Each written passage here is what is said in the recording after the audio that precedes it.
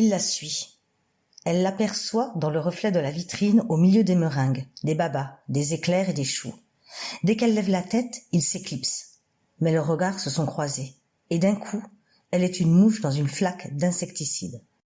Elle a oublié son nom. Pourtant, c'est elle qui l'a recruté 4 ans plus tôt. Un jeune 30 ans, pas plus. Il la surveille. Pour le fraisier, les 2 sacristains et la douzaine de macarons, elle paye en free connect qu'elle a mis de côté des années. Elle file vers la porte de la pâtisserie, remonte son écharpe sur ses joues. Il ne reste de son visage qu'une fente pour les yeux, entre le bonnet de laine et le cache-nez. Il ne reste de sa silhouette qu'un grand manteau qui l'enveloppe jusqu'aux pieds.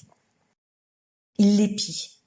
C'est la 2e fois qu'elle surprend quelqu'un en train de la guetter. La première fois, cette fille en bas de l'immeuble. Elle n'est pas certaine, c'est passé si vite. Elle ouvre la porte. Personne. La rue. Le froid coupant comme du papier. Elle marche vite dans le vent qui la cingle. Il a neigé la nuit précédente, celle de l'équinoxe de printemps. Pas beaucoup de centimètres, et une mince couche de silence borde de joues blanches les trottoirs, les voitures, les balustrades, des balcons. Elle marche trop vite, son souffle est court. Elle peine à déplacer en même temps qu'elle la grosse femme qui l'abrite. Elle devrait ralentir, mais elle craint autant le type aperçu au milieu des gâteaux que le froid qui peut vous effacer, faire fondre vos iris comme du sucre dans l'eau des yeux.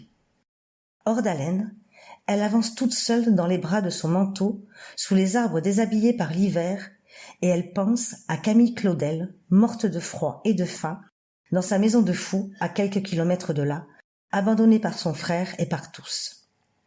Ils l'ont repérée. 2 fois qu'elle croit les voir. La prochaine frappera les 3 coups, la levée de rideau sur le dernier acte. Et, pour défendre sa peau, il lui faudra être la plus rapide, tirer les bonnes cartes, réagir, improviser, bluffer. Se comporter en héroïne. Et elle se demande pourquoi, lorsqu'une femme se redresse pour se battre, pour avoir une place, on lui attribue un nom de drogue dure.